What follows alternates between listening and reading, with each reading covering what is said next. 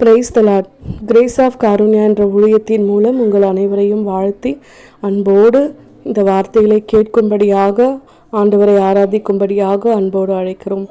நாம் கடந்து வந்த பாதைகள் எல்லாம் நம் தேவாதி தேவன் நம்மை பாதுகாத்து வழிநடத்தின கிருபைக்காகவும் அவருக்கு நாம் நன்றிகளை ஏறெடுக்கலாம். ஏதோ ஒரு காரியத்திற்காக நன்மையாய் முடிய வேண்டிய காரியம் கடைசி நிமிஷத்தில் எல்லாம் தலைக்கீழாக மாறி போனதுன்னு சொல்லி அநேகர் கவலைப்பட்டு வருத்தப்பட்டு கொண்டிருக்கிறீர்களா? நிச்சயமாய் இந்த வாரத்தில் ஆண்டவர் உங்களுடைய வாழ்க்கையில் எல்லாவற்றையும் முடியவே முடியாதுன்னு சொல்லி மனிதர்கள் அடைத்த கதவுகள் எல்லாவற்றையும் ஆண்டவர் திறக்க போகிறார். மனிதர் அடைத்த கதவுகள் ஒன்றோ இரண்டோ, நீர் எனக்காக திறந்தது ஆயிரமன்றோ. மனிதர் அடைத்த கதவுகள் ஒன்றோ இரண்டோ, நீர் எனக்காக திறந்தது ஆயிரமன்றோ. எஜமானனே, என் எஜமானனே. ஆம், எந்த சூழ்நிலையிலும் நம்மை கைவிடாத எஜமானனாய், நமக்கு முன்னோடியாய், வழிகாட்டியாய், என்று நம்மை நடத்துகிறவராய் நம் தேவாதி தேவனுடன் இருக்கிறார். சோர்ந்து போயிடாதீங்க. எப்பவுமே யார் நம்மளை கைவிட்டாலும் நம்மை கைவிடாத தேவாதி தேவன் நம்மோடு இருக்கிறத மட்டும் மனசுல எப்பவுமே நிலைநிறுத்தி கொள்ளுங்க. உறுதியான விசுவாசத்தோடு ஒவ்வொரு நாளும் கடந்து போங்க. இம்மட்டும் நடத்தின ஆண்டவர் இனிமேலும் நடத்துவார் என்ற அந்த விசுவாசத்தையும் வைராக்கியத்தையும் மட்டும் எங்கேயுமே விட்டுறாதீங்க. எப்போ யார் நம்மளை கேட்டாலும் சொல்றதுக்கு கொஞ்சம் கஷ்டமாக தான் இருக்கும். ஆனாலும் சூழ்நிலைகள் மாறும் என்ற விசுவாசத்தோடு ஆண்டவருடைய கிருபையினால நானும் என் குடும்பமும் நல்லா இருக்கிறோன்னு சொல்ல பழகுங்க. சாட்சியாக நிற்க பழகுங்க.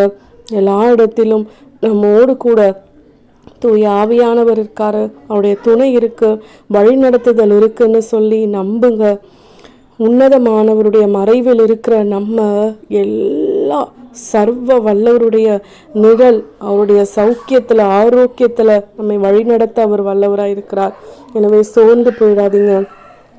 சிங்கத்தின் மேல் நடந்து வலு சர்ப்பத்தையும் மிதிப்பாய், ஒரு வாயையும் முன்கூடாரத்தையே அணுகாமலே காத்திடுவார். ஒரு வாதையும் முன்கூடாரத்தையே அணுகாமலே காத்திடுவார். ஆம் அன்பானவர்களே, ஒரு வாதையும் நம் கூடாரத்தை அணுகாதபடிக்கு ஆண்டவர் பாதுகாப்பார். நம் நிமித்தம் நம் வேலை செய்கிற இடத்துல அநேகருக்கு பாதுகாப்பு, நம் குடும்பத்தில் பாதுகாப்பு, நம் வசிக்கிற நம் தெருக்களில் நம்மளால் எல்லாருக்கும் பாதுகாப்பு கிடைக்கும்னு நம்பி விசுவசித்து அநேகருக்காக நாம் ஜெபிக்கும் பொழுது நம்முடைய சிறையிருப்பை ஆண்டவர் மாற்ற அவளோடு காத்திருக்கிறாருங்க. யாருக்கு சுற்றி எவ்வளவோ சூழ்நிலைகள் இருக்குது, வருத்தப்படுறாங்க, பாரத்தோடு இருக்கிறாங்க, கவலையோடு இருக்கிறாங்க, வியாதியின் படுக்கையில் இருக்கிறாங்க. எல்லாவற்றிலிருந்து ஆண்டவர் நம்மை தூக்கி எடுத்து மீட்டெடுத்து பாதுகாத்து கொண்டிருக்கிறாரே. நம்மை பாதுகாத்தவர் அப்படி மருத்துவமனைகளில் ஒத்தாசையின்றி, பண செலவுக்கு கூட ஒத்தாசையின்றி கலங்கி நிற்கிறவர்களுக்காக நாம் ஜெபிக்கலாம். அதே போல் ஒவ்வொரு இடத்திலும் நிறைய தேவைகளோடு காத்திருக்கிற அநேக ஜனங்கள் உண்டு. அவர்களுக்காக நான் ஜெபிக்கலாம். மற்றவர்களுக்காக ஜெபிக்கும் பொழுது நமக்கு எல்லா ஆசிரியம் நிறைவாய் தருகிற தேவன் நம்மோடு இருக்கிறாரு.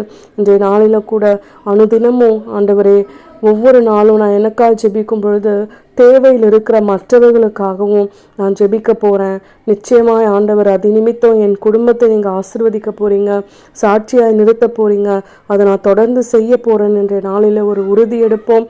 இதே ஒரு சேனலில் வசனங்களை கேட்கிற நீங்கள் ஒவ்வொருவரும் அநேக சாட்சிகளை சொல்லும்படியாய், அநேகருக்கு இந்த வசனங்களை பகிர்ந்து கொள்ளும்படியாய், ஆண்டவருடைய நாமம் மகிமைப்படும்படியாய் இந்த நாளில் நாம் ஒரு உறுதி எடுப்போமா? இந்த சேனலுடைய ப்ரமோஷனுக்காகவோ, அதே போல் இது நல்லா ஃபேமஸ் ஆகணும், நான் ஃபெமிலியர் ஆகணுன்றதுக்காகவும் இந்த வார்த்தைகள் சொல்லப்படலை. ஆண்டவருடைய ஏவுதனைகளால் இந்த வார்த்தைகளை நான் சொல்லி கொண்டிருக்கிறேன்.